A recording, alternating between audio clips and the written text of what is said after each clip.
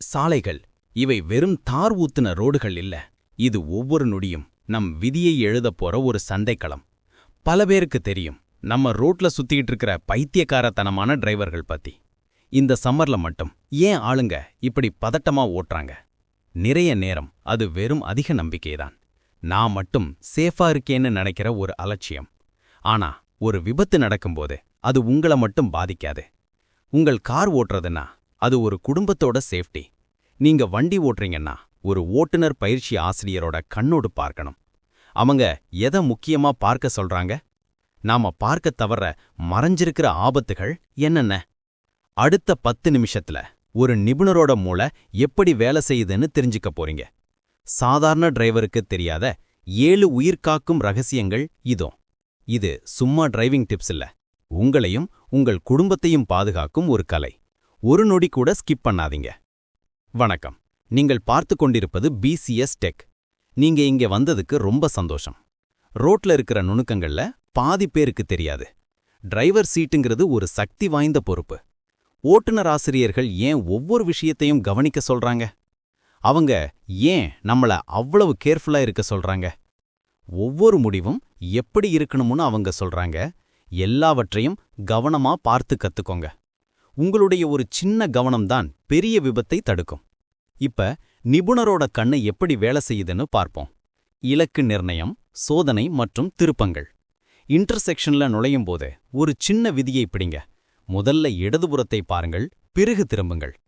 நம்ம எல்லாரும் செய்யற பெரிய தவறு என்ன தெரியுமா? ரோட்ல இருக்கிற கோட்டை பார்த்துக்கிட்டே திரும்புறது. அது 100% தப்பு. லேன் மாறணும்னா இதுதான் ஃபார்முலா. நடு கண்ணாடி, வலது கண்ணாடி, கோடு, பிளைண்ட் ஸ்பாட் செக், நகருங்கள். இந்த இடத்துல தான் இலக்கு நிர்ணயம் அப்படிங்கிறது உள்ள வருது. இது நேராக போறதுக்கு மட்டும் இல்ல. நீங்க போற லேனோட கடைசி பகுதியை நோக்குங்கள், பிறகு இடதுபுறம் திரும்புங்கள். இந்த டெக்னிக் ஏன் ஒரு மேஜிக் மாதிரி வேலை செய்யுது? இது வினோதமா இருந்தாலும் உங்க மூளைக்கு அதிக தகவல் கிடைக்கும். அதனால தான் நீங்க ரொம்ப துல்லியமாக ஸ்டீரிங் செய்வீங்க. பிரேக் பண்றதுக்கு முன்னாடி பின்புறம் பாருங்கள், பிரேக்கை பிடிங்க, மீண்டும் பிரேக்கை பிடிங்க. இலக்கு நிர்ணயம் அப்படிங்கிறது சும்மா ஓட்டுறதில்ல, அது ரோட்ல தேடுறது. லேனோட தூரத்தை பார்த்து சீக்கிரம் தகவலை கண்டுபிடிங்க. சிவப்பு விளக்குகள் கூட ஒரு தகவல்தான். அது டைமிங்க முடிவு பண்ண உதவும். ஒன்வே சாலைகள்ல ஒரு வசதி, ஸ்பீட் லிமிட்டுக்கு ஏத்த மாதிரி லைட்ட டைமிங்ல வச்சிருப்பாங்க. சிக்னல் கிரீன் ஆனதும் 1 செகண்ட் நில்லுங்க, 2 வினாடிகள் தேடுங்க. மனசுக்குள்ள 1 2ன்னு சொல்லி பாருங்க. ஏன் 2 செகண்ட் வெயிட் பண்ணணும்? ஏன்னா நம்ம ஆளுங்க சிகப்பு லைட்ல கூட கண்ணை மூடிக்கிட்டு போறாங்க. கிரீன் லைட்டுக்கு சில செகண்ட் முன்னாடி வந்து நில்லுங்க, அதுதான் விபத்தை தடுக்கும். லைட் கிரீன் ஆன உடனே ராக்கெட் மாதிரி புறப்படக்கூடாது. இதுதான் லாஜிக். இப்ப பார்க்க போறது உங்க பாதுகாப்புக்கு நீங்களே போடும் ஒரு கவசம். இங்க ஸ்பீட் லிமிட் 20. ரயில் பாதை மாதிரி பல விஷயங்களை செக் பண்ணணும். இதைத்தான் ஒழுங்கமைக்கப்பட்ட தேடல் முறை சொல்றோம். உங்க பார்வை ஒரு ஆர்டர்ல இருக்கணும். வலதுபுறம் பாருங்கள், பிறகு நேராக பாருங்கள். இடதுபுறம் பாருங்கள், பிறகு நேராக பாருங்கள். ஏன் இந்த ரெப்படிஷன்? நீங்க ரோட்ல தள்ளாடாம இருக்கத்தான். ஒரு விஷயத்தை செக் பண்ணனா உடனே நேரா பார்க்கணும். உங்கள் இலக்கு இருக்கிற பகுதியை பார்த்துக்கிட்டே தகவலை சேகரிங்க. இங்க மார்க் பண்ணாத கிராஸ் வாக் இருக்கு.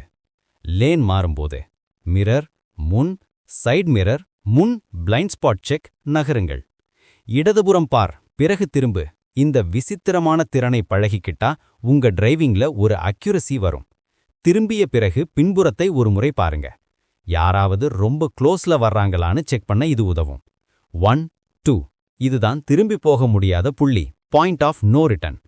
இந்த சிக்னலை கடக்கிற அந்த புள்ளியை பழகிக்கோங்க.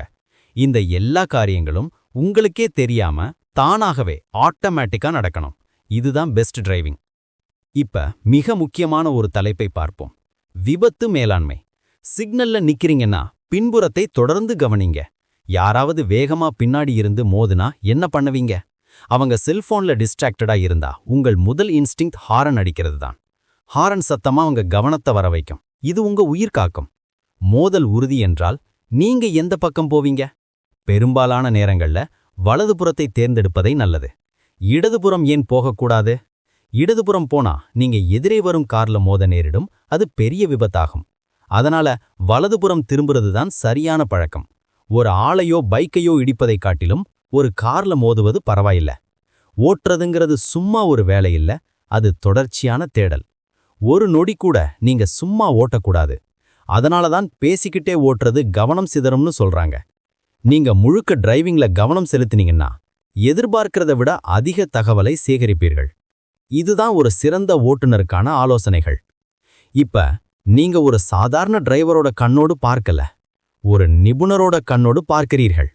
இந்த நுணுக்கங்கள்ல எது உங்களுக்கு ரொம்ப புதுசா இருந்தது? திரும்பி போக முடியாத புள்ளியா, இல்ல ஒழுங்கமைக்கப்பட்ட தேடலா? உங்க அனுபவத்தை காமெண்ட்ல சொல்லுங்க.